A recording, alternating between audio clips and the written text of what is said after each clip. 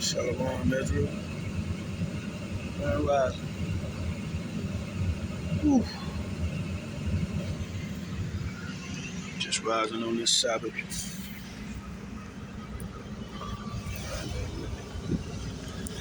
Try to get that. Shalom. Make sure it's still recording. Got this new phone.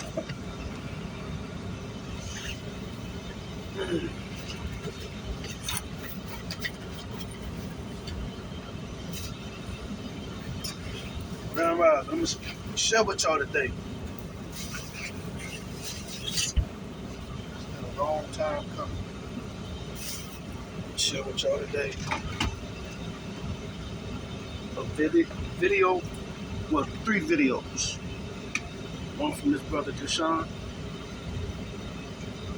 a clip of his one of his latest presentations. That's his video. And his sister named Mericle Israel. And then turn these fans down.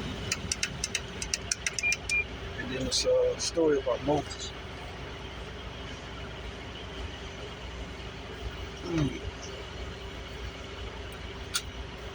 The relevancy of these 3 videos, connecting the message. Matter of fact, let me turn this Bluetooth off.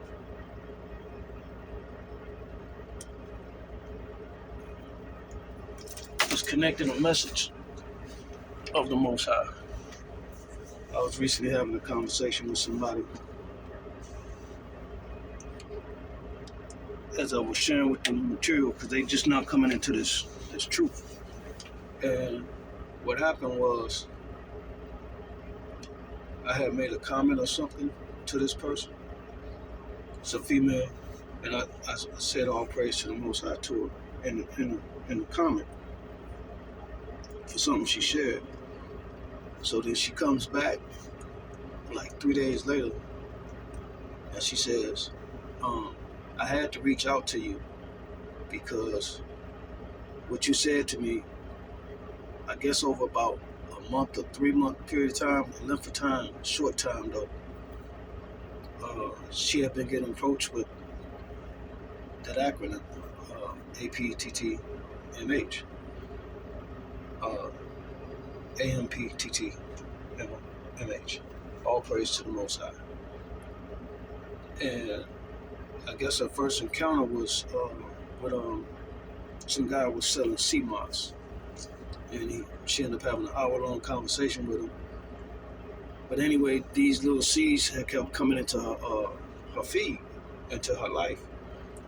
So that's why she messaged me, because I think I was the 3rd or 4th person recently had shared the understanding about the Most High and us being Israelites. So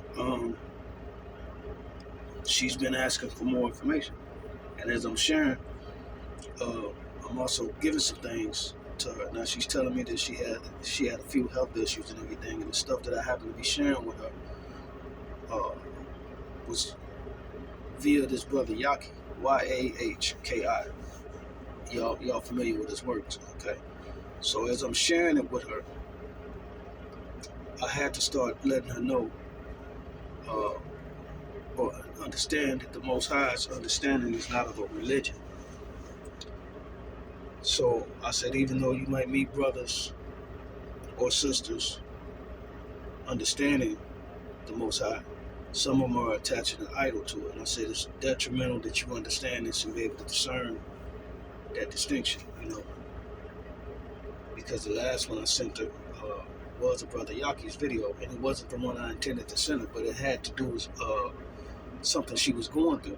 I didn't know I sent the wrong video, but she was like, man, how did you know that? And I said, look, that's the Most High's word. So that's when I shared with her about being able to discern, because don't get caught up in, just because Yaki got some good material and it's solid, the Most High will remove you after he used you if you're not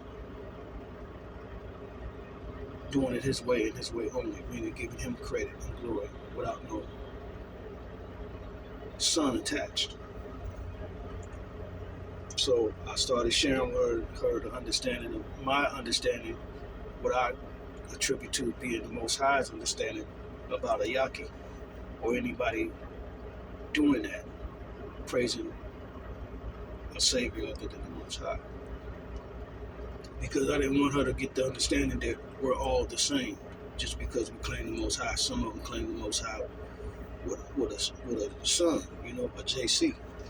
And I let her know that's where they err at. So pay attention if these people do that such thing, or if they got too much pride. Don't be surprised if you're sitting back watching at a later date, they be destroyed or removed from this earth. That pride will get you destroyed. That idol will get you destroyed. These are real trying times right now. There's a lot going on. I'm in this trucking industry, you don't understand. And for about almost 3 months now, I would say, I've been trying to get everything under control to enjoy my blessings, for the blessings to stay consistent, And I am comfortable. The Most High is making me comfortable in His kingdom. But some things of normalcy have been interrupted, and I'm noticing it. And then I had to humble myself like 2 days ago, because I'm trying to get ahead of the curve of what they're doing with the fuel and everything, and all the other stuff they're introducing that we don't know. They games don't stop. But then I had to humble myself, and I said, you know what? Babylon is falling. There's different layers to this onion, you know what I'm saying? Different things getting peeled back. It's going to keep being stuff depleted from what we are accustomed or think that is in our grasp to obtain, to maintain. So it's going to continue to do what it's doing. That's when I got humbled within the last 24 hours, 2 days. I recognize that I'm still comfortable. I'm really not needing for anything because I know I'm protected. But I try to get it back to a form of normalcy and everything. It ain't going back to normalcy. Got to get ready for the next wave. This shit is about to get nasty. So with that said, I'm going to go ahead and introduce these 2 videos to y'all. I got something going on with my YouTube page, whereas I don't get the notifications for when y'all make a comment or reach out. All praise to the Most High.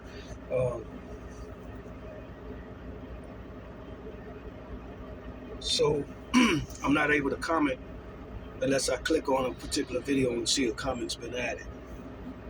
Maybe I got to go into the settings. This is a new phone though, so I don't know how that would interrupt that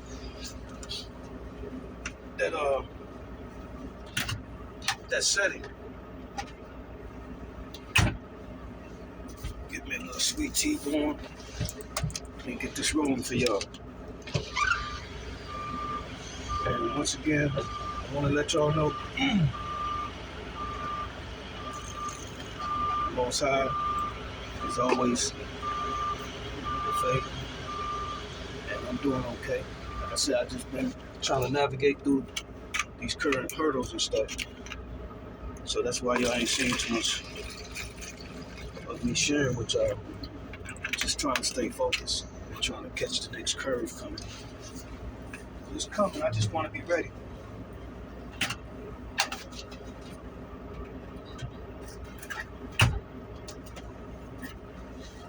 Just want to be ready. And so yeah, let me share this with y'all.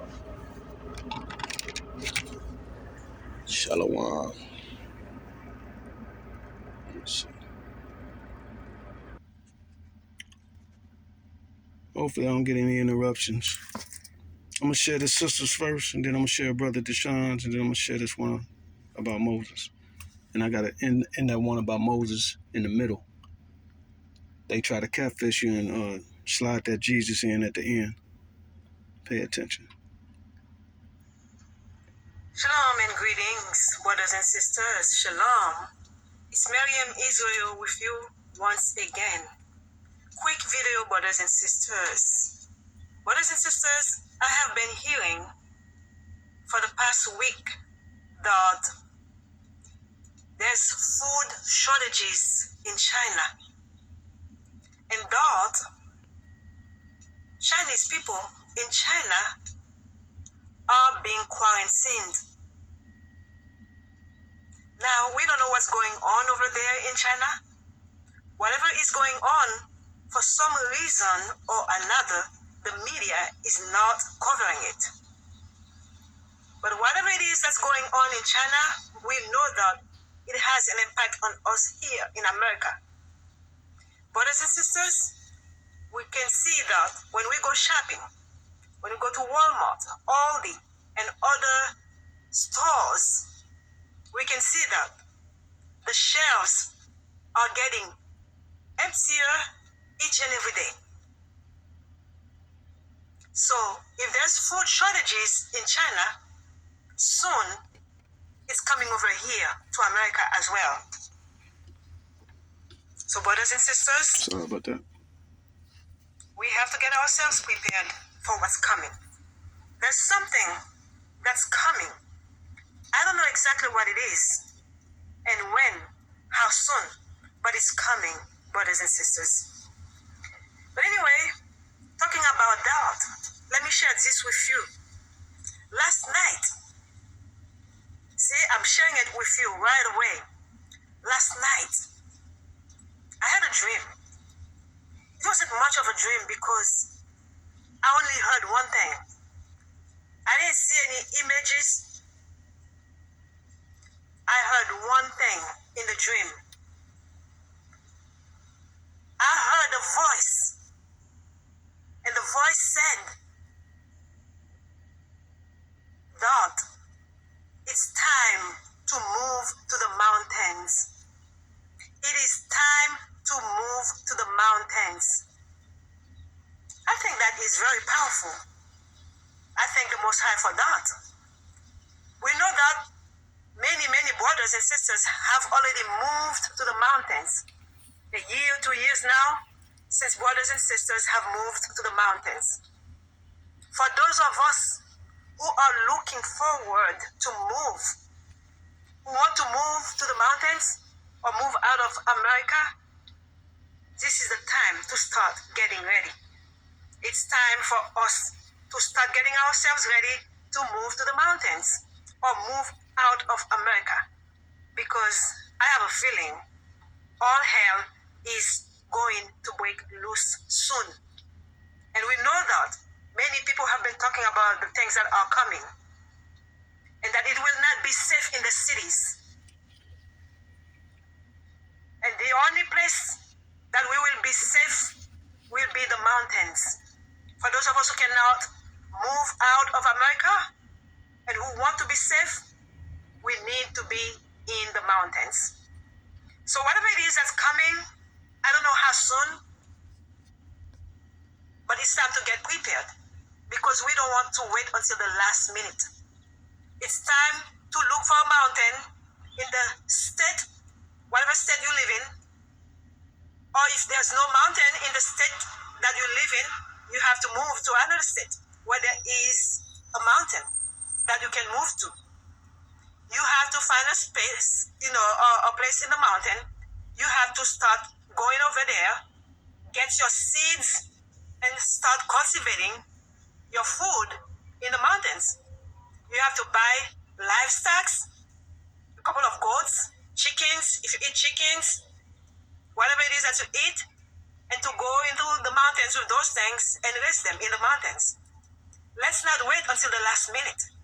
We have to make a move right now, brothers and sisters, right now.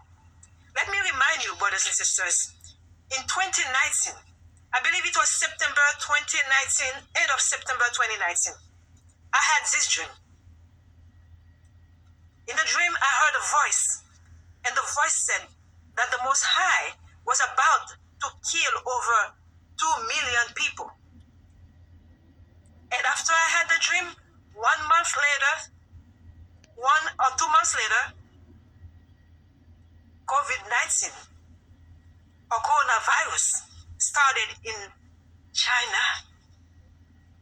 And then a few months later, it was here in America. And now, since 2019, end of 2019, November 2019 to 2022, we are in April 2022, more than 2 million people have died of COVID-19. So the voice that I heard was definitely a warning from the Most High of what was coming. And now last night, I heard another voice that said, it's time to move to the mountains. So I thought I would share this with you, brothers and sisters, so that you can start making your preparation. Whatever is coming, might be 6 months from now, might be a year from now, but start prepare yourselves to move away from the city because it will not be safe in the cities.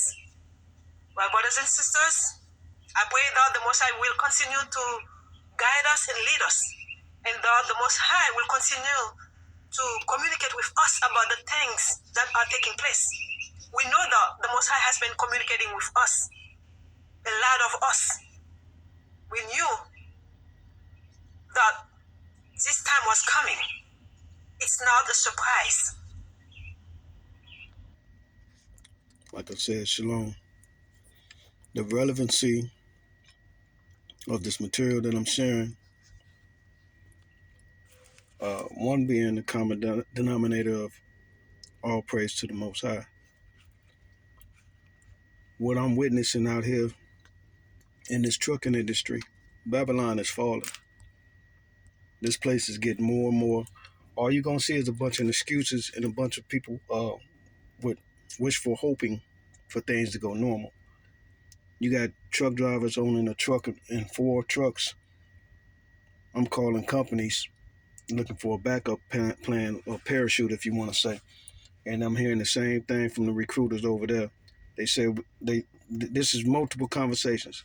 We got so many truck drivers, Mr. Winters, that own a truck or 4 that are parking their vehicles and coming to drive for us because they don't have to pay for the fuel. My fuel consumption went from $1,700 a week to averaging $2,400 to $3,200 a week to put fuel in these trucks to keep them running. So I understand. I'm able to get out of the way, but it's that's just what I want you to understand, that the normalization, the excuses and everything, all that shit is getting removed, and it's for a reason, the Most High's reason. So pay attention. Shalom, family. This is your brother Deshaun, and family out here. Brother Raquel, Brother Emmanuel. Sister Chardonnay, Junior. Excuse me, y'all. I'm trying to get this to focus. It's messing up my brother Deshaun's visual. It's blurry. Let me see. I'm gonna restart it. Apologize. Shalom, family. Shalom.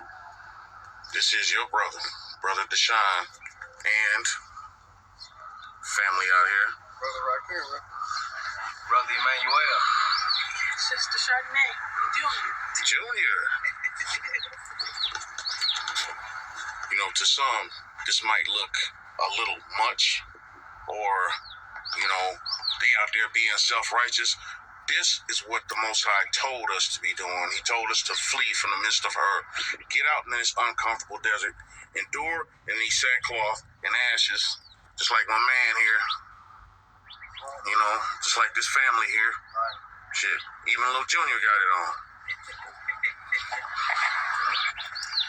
Say hi, Junior.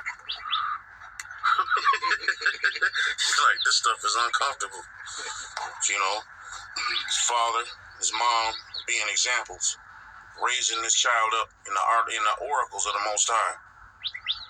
You know, we've all made sacrifices coming out here, you know, in our lives, and we've all gone through some shit. This ain't about no show and tell, no big talk show. This is about the real deal. And we're going to bring it out in Leviticus right now.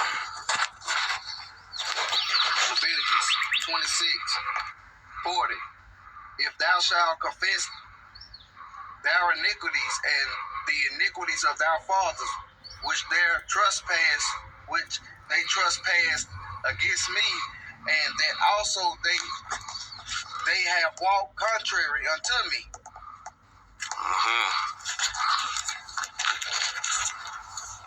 We are not here, children of Israel, to think we know some shit.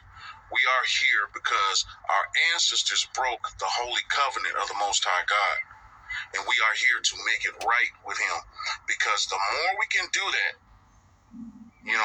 the sooner those that say they want to get up out here, he will hear us. He was angry with us for a short time.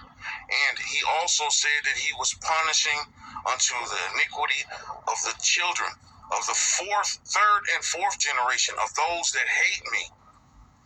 We are in our last generation. That fifth seal is wide open. This is no bragging or nothing like this. This shit is uncomfortable. But we ain't to be walking around with our heads full of pride thinking we know some shit. We are here to repent for the iniquities of our fathers and our own individual iniquities. Because me looking at your shit ain't gonna make it right for me when I gotta cross that planet of crossing. I'm out here to do what I need to do individually, myself, for my own salvation.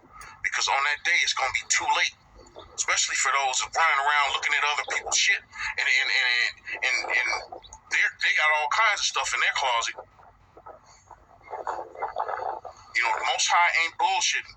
How much proof does he need to give us? Yeah, right, little Junior.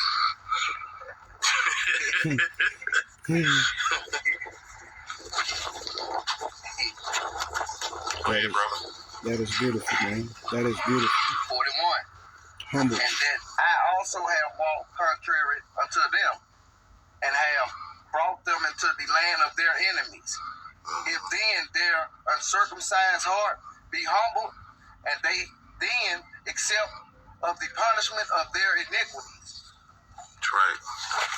I'll let him read a little bit. 42. This is serious business. Who amongst us cannot obey and follow some instructions? These instructions are plain and simple. All that the Most High gave us is so simple that even a child can follow it. Brother Rakima? Then Leviticus 42. Leviticus what? 27. Leviticus 27. 6. 42. Yeah, 42. Leviticus 42. 26, 42. 26, 42.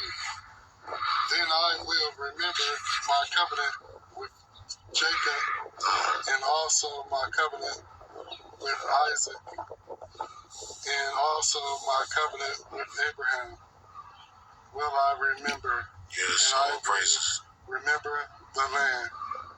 Okay, I'll stop there. All praises to the mighty Most High. All praises. It's a lot more than just knowing that we Hebrew. It's about what we do. We are a peculiar people. And some that might be seeing this video but like, what the fuck are they doing? Being peculiar, just as he made us. Enjoy your Sabbath. All praise to the mighty Most High. And if nobody told you that they loved you today, We would like to say we love each and every one of y'all. Shabbat shalom. Shabbat shalom, family. All praises to the mighty Most High. All praises to the Most High. I hope y'all are witnessing what's being shared with y'all about the Most High's power and his message. That video right there was so humbling, because like I say, once all this shit flip and stop or get worse and everything, as that brother Deshaun just displayed, that wasn't for show. That's a reality check. Ain't none of this shit gonna work. Ain't none of this shit gonna matter. So all the stuff we stressing about, getting up to going to work to make sure we got the money to pay our bills, yes, continue to stay out of the way. Do what you're supposed to. But understand this.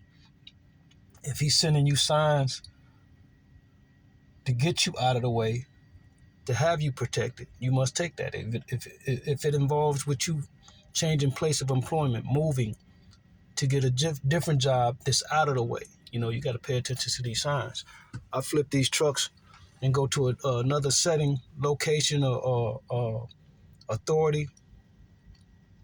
When the sign comes, and it's been working, That's why y'all see me in different trucks all the time. All praise to the Most High. Now, some signs, when they come, I don't understand them, but I still make the move. And it sometimes sets me back, 4-6 weeks from what I'm used to or was comfortable with. But I have to still make it work, because I'm never going to forsake him or doubt his power. And that brings us to the next one. Pay attention. All praise to the Most High. Why was Moses' body not found? The Exodus was Moses' time. And Exodus is the account of the greatest escape in history. Over 2 million slaves flee from one of the world's most heavily protected countries. It's an incredible story, with a series of miracles, including some of the most well-known in the Bible. At the time, the Israelites were led by a man named Moses. He witnessed more miracles than Abraham, Isaac, and Jacob combined, with a number of miracles occurring one after another, as God interceded on behalf of his people. Some of the miracles appear to be magic, such as when Moses' rod changes into a snake, but the majority are obvious natural manipulations, as God demonstrates his power over all he has created for the welfare of his people. Moses was a man that evaded death. At the time of his birth, the Pharaoh had ordered all male children to be thrown into the river. The majority of people are familiar with this story. The Nile River was teeming with crocodiles, and the Egyptians believed that extermination was necessary to successfully diminish Israelite numbers. This is how the baby Moses should have died. But like Joseph, Moses was brought up at court and given the highest education at the Egyptian university, thanks to God's providence. For the Jews, Moses was the second greatest man in the Old Testament after Abraham. His time as an Egyptian prince came to a sudden end, however, when he lost his temper with one of the Egyptian slave drivers and killed him, after which he had to flee for his life. Moses' life statistics are fascinating to read. He spent 40 years grazing sheep in the wilderness at the age of 40, before returning to live among the Israelites for another 40 years. God's hand was plainly at work. Moses' encounter with the Lord through the burning bush is likewise fascinating, if not for the burning bush itself, but for Moses' justifications. Because he was on hallowed ground, God commanded Moses to remove his shoes first. Then he told Moses that he would be the one to lead the Israelites out of Egypt. Moses came up with 5 reasons why he shouldn't do it. First, he said he was insignificant. Next, he said that he was ignorant and had nothing to say. His third excuse was that he would be impotent to convince the people that God had met with him and told him to lead them. God said that his power was going to be with Moses, and he would perform miracles. Then Moses said that he was incompetent at speaking, having a stammer, which would prevent him from putting words together. So God provided his brother Aaron to be a spokesman. God has not chosen to reveal much to us about the circumstances of Moses' death. There are 3 references in the Bible to the death and burial of Moses, and each of these references lends to a sense of mystique surrounding the life and death of the great prophet. It is being determined that he was 120 years old at the time of his death. Deuteronomy chapter 34, verse 7. Moses was 120 years old when he died, yet his eyes were not weak, nor his strength gone. Despite his age, I've always thought maybe Moses was still in his prime when he was called home. Moses died alone, with his back against the rock on the top of Mount Nebo, looking across the Jordan to the land that had been promised, but in which he would never set foot. Moses was barred from entering the promised land because of his disobedience at the waters of Meribah Kadesh. He led the Israelites to the very edge of Canaan and was given a glimpse of the land, but he was not permitted to enter it. God gave Moses a glimpse of the land he had fled Egypt for near the end of his life. Moses climbed Mount Nebo from the plains of Moab to the top of Pisgah. There the Lord showed him the whole land. Numbers chapter 27, verses 12 to 13. The Lord said to Moses, "Go up into this mountain of Abarim, and see the land that I have given to the people of Israel. When you have seen it, you also shall be gathered to your people, as your brother Aaron was." God explains why Moses was not allowed to enter the promised land in Deuteronomy chapter 32, verses 51 to 52. This is because you broke faith with me in the presence of the Israelites at the waters of Meribah Kadesh in the desert of Zin, and because you did not uphold my holiness among the Israelites. Therefore you will see the land only from a distance. You will not enter the land I am giving to the people of Israel. God was true to his promise. He showed Moses the promised land, but did not let him enter in. Numbers chapter 20 records the incident at Meribah Kadesh's waters. The Israelites arrived in the desert of Zin near the end of their 40-year journey. The community turned against Moses and Aaron because there was no water. Moses and Aaron went to the tent of meeting and knelt before God. God instructed Moses and Aaron to assemble the people and speak to the rock. Water would come forth.